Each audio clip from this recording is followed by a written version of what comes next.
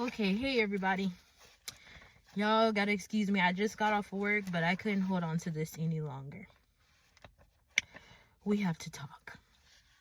So, I am such a sucker for injustice, right? And I may just be my father's most rebel prophet because I always want to know, God, why? Why are you letting this happen? Why is this happening? Why are people suffering? I always need to know why, right? And that's not me questioning his authority or being disrespectful. I just need to know why, because I'm such a sucker for injustice. I hate seeing people suffer.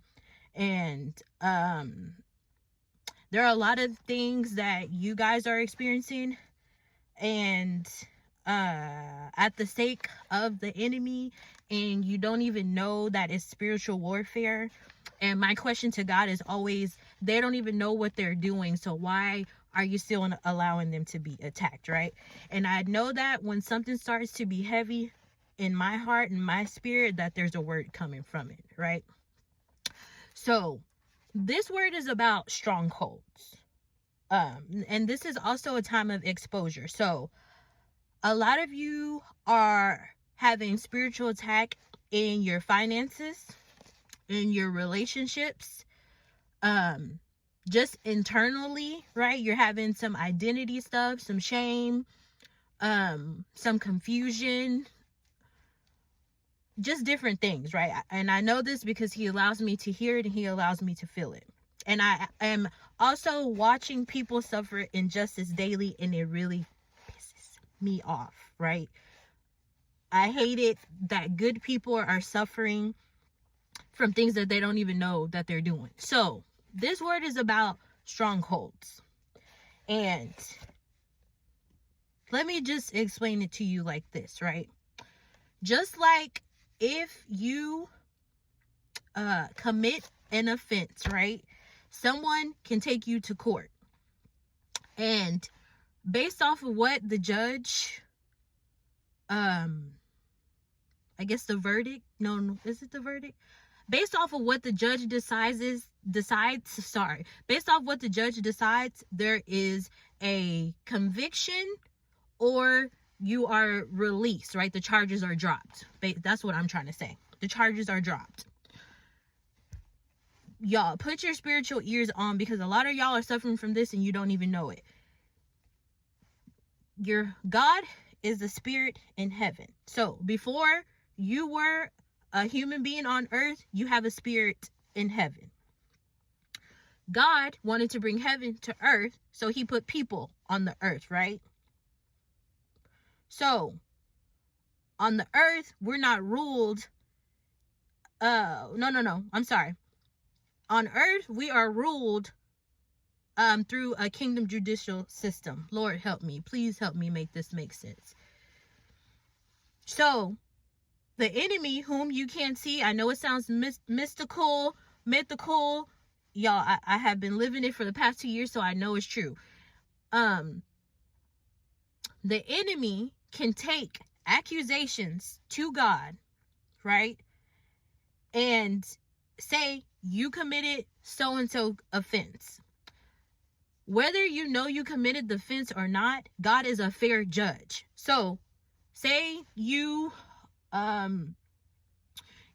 got offended, right? That's something so simple. But a person does something disrespectful to you, and you were offended. So you in turn cuss that person out, right? In the Bible, it says, let the Lord fight your battles. Be still, right? So in the enemy's eyes, you committed an offense. Now, say that there is a need that you have, or you're asking God for a blessing, some assistance in some area. The enemy can bring this accusation to God and say, well, she committed this offense, she did this, she did that. And because God is a fair judge, he can allow the enemy to commit spiritual attacks on you, right? So that means interfering with your finances. That means sending counterfeit men or women to you, with familiar spirits, you think that this person is really into you. You really think this person is your person that God sent to you because they're familiar. Y'all like all the same things, you really click, but this person was never sent from God. It is a familiar spirit. It is an attack from the enemy. What's another? Mentally, the enemy can give you thoughts of confusion to confuse your identity. He can give you thoughts of shame, discouragement, depression, right? So you fall into these deep, dark places because you don't know who God says you are. So there's nothing for you to match those feelings or thoughts up with, right? So you start to believe those things, right? So then you fall. That's a mental attack. Y'all, please stay with me. So this is what's happening right now. So any offense that you commit, the enemy is taking it back to God, and he's presenting a case about you. A lot of the things that we're doing, which I said the offense, that is something so minimal in the eyes of someone, and you might think, oh, that's so small, but the enemy looks for any open door, any way that he can trick you, anything that he can come up with to have an accusation against you. This delays blessings. This brings resistance to your finances, to any area of your life where he can get a hold of that will discourage you in any way.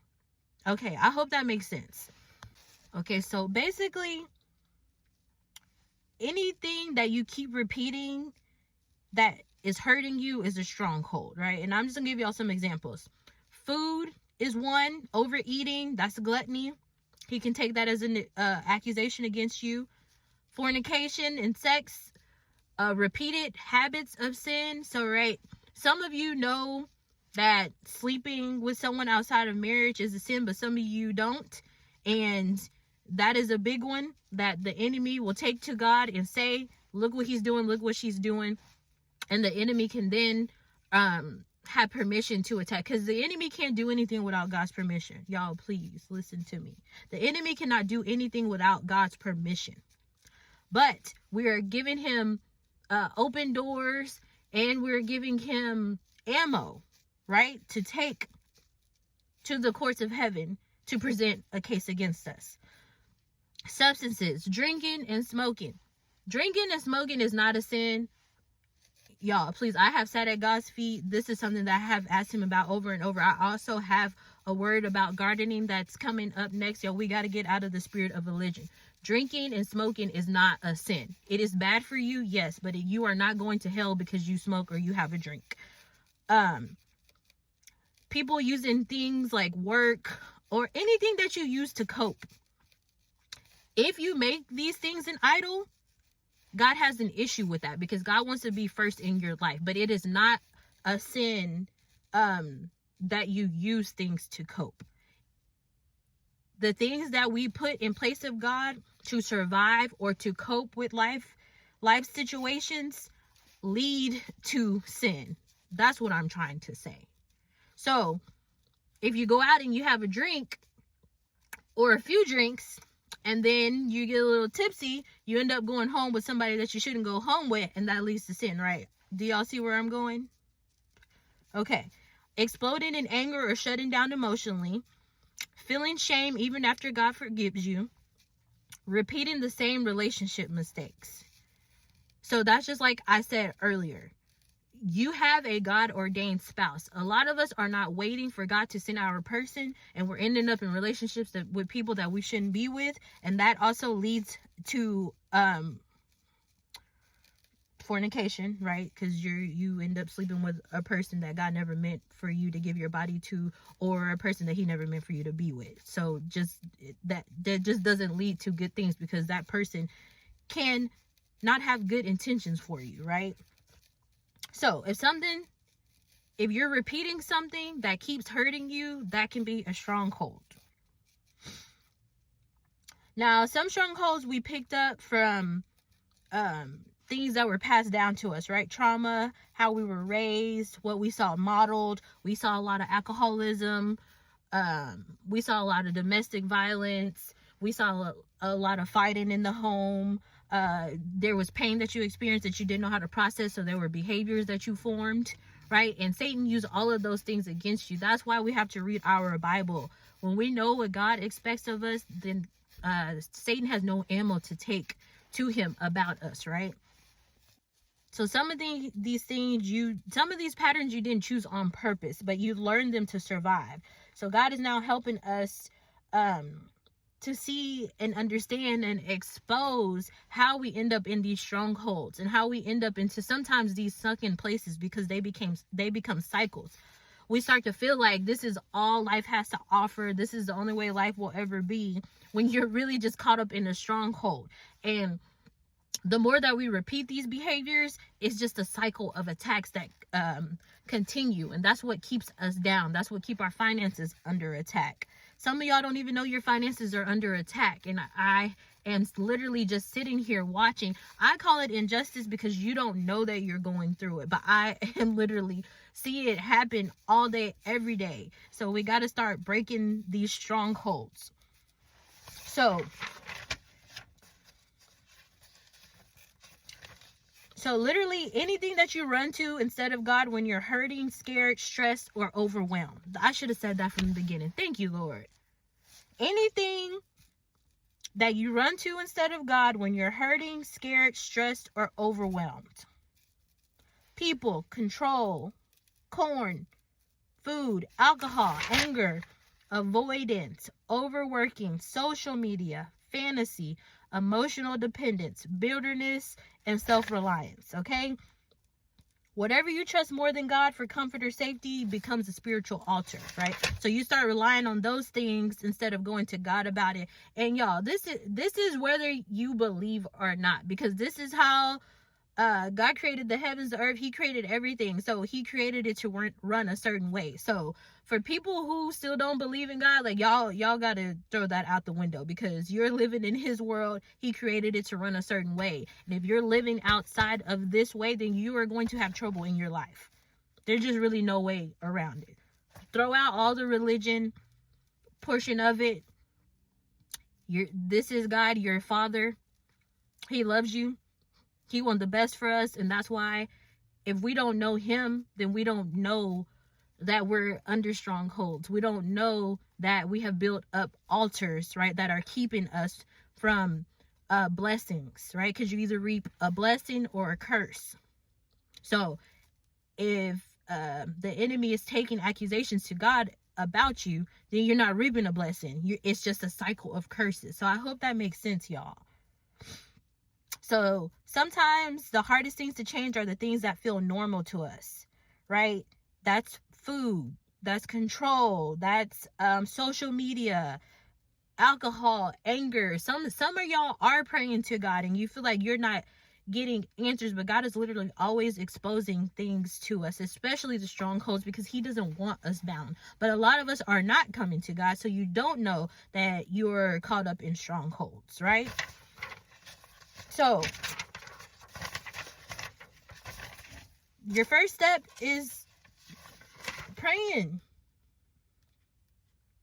Just go to him and sit at his feet so he can reveal strongholds to you. After everything that I said, I'm pretty sure that a lot of you know what your strongholds are. A lot of these are not things that God is saying that you have to quit doing, right? When you put God first, he's going to reveal the strongholds from you. There may be some things that he said you have to stop doing it because you do have a dependence on it and it's not good for you. But not every single thing that you take to him, he's going to make you get rid of, right? God created certain things for us to have to enjoy. He's not here on the earth with us. So he gave us things that we could use for entertainment and to have a good time when we use them responsibly, right? So if you're experiencing financial hardship, because that's the number one thing that I see people suffering from right now, that really makes me upset. And I just keep telling God, like, why are you allowing this to happen? Why are people suffering so much? And he literally just told me, strongholds. Oh, I didn't even read y'all what he said. This is what he says. I am bringing clarity, not to burden you, but to set you free. What I am revealing now is not because you have failed, but because you are ready. You are strong enough to heal, mature enough to change, and safe enough in me to look at what you once had to ignore. I am closing doors that were open through pain, fear, and necessity. I am opening doors of clarity, stability, and wholeness. What once felt normal but unhealthy will begin to lose its grip. You will now feel a new strength to say no, a new grace to let go, and a new desire for what truly brings life, right? So that's another thing. A lot of things that we choose do not bring life. And I'm not going to get into that right now. But I truly, truly hope this word blessed you. If you have any questions, please leave it in the comment section. And I really hope that this sets some people free to make some changes so that we can break out of the strongholds, because yeah, it's just a lot of people suffering right now, and that really bothers me. So I love y'all so much. I'll talk to you later. Bye.